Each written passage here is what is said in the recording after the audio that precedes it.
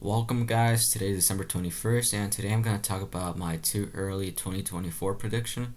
First of all, this map is if by 2024 there are two main parties, but I will probably make a new video in the future once we know how damaged and divided the Republican Party is after Trump. So let's get started. So I'm going to assume this map that Joe Biden is running against either Trump or Nikki Haley. And at the end, I will show another map with Kamala Harris, which is as likely, if not more likely, to be the nominee. So let's get started. The safe Democratic states, those are Washington, Oregon, California, Hawaii, Illinois, New York, all these little states right here like Vermont, Rhode Island, New Jersey, Delaware, Maryland, DC, and Maine's 1st District. Not much here, but the only ones here that could drop a category could be New Jersey, Oregon, Delaware. But even then, they are all likely gonna vote blue. On the other hand, the red states, those are Utah, Idaho, Montana, Wyoming, all these little states, South Dakota, Nebraska, Kansas, Oklahoma, all these red states, Alabama, Missouri, Tennessee, Kentucky, West Virginia, and Indiana. This would bring the Democratic and red states to 180 for Democrats and 112 for conservatives, getting narrower. The likely Democratic states, those are Colorado, New Mexico, Maine at large, and Virginia. Not much to talk here, but if Democrats have a good campaign, we could see more states in this category like Minnesota and New Hampshire. Those states would narrowly go lean in 2024. But if Democrats do good with minorities, we could see states like Colorado become safe states. Moving on for the red likely states, those are Alaska, Iowa, and Ohio, and South Carolina. And conservatives should not have trouble here keeping these states from dropping even a category 4 years from now. And even then, the only states that could drop a category are Ohio and Iowa if there is high turnout for minorities, for like a candidate like Kamala Harris. And even then, I don't expect them to drop to that category, since 8 points to 5 points, a 3-point margin is a lot. This brings up the safe and likely states for each party to 210 for Democrats and 147 for Republicans. Now for the lean blue states, which are Nevada, Nebraska's 2nd District, Minnesota, Michigan narrowly, and as well New Hampshire. In Nevada, last elections it has stayed around the same margin, and I expect it to do the same in 2024. In Nebraska's 2nd District, it was a bit of a surprise this time around by going for Biden by 6.5%, but I expect it to drop to lean with Joe Biden. Maybe Kamala Harris could retain the margin narrowly by 5-ish points, but we will see.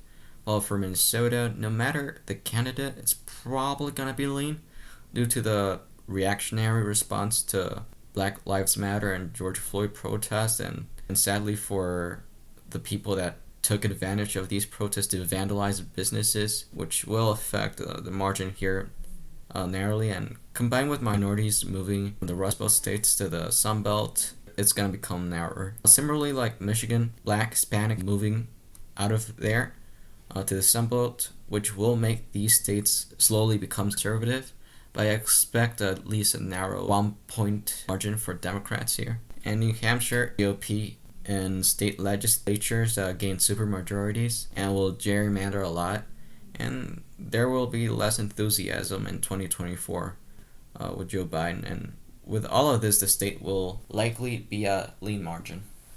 While for the lean red states in 2024, those are Texas, Florida, and Maine's 2nd District. Most states here are almost certain to vote red.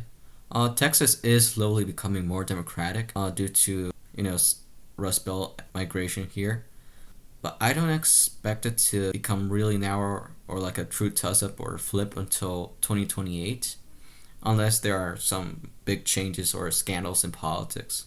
While for Florida, which is interesting, it's quite the opposite. It's going to become more and more conservative, and the only way I could see the state becoming narrower or flipping is via having high African American turnout, but even then it would likely be a 3 to 4 point margin, or maybe just 1 to 3. Nor do I expect any Democrat here to be successful in the future.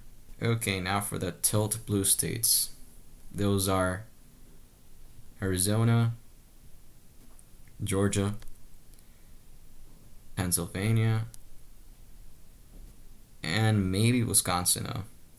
I'm gonna start with Arizona. For Arizona, the only way it could flip for conservatives if there's a really good candidate, someone like Nikki Haley or someone from the McCain family, but I don't expect someone from the McCain family to run.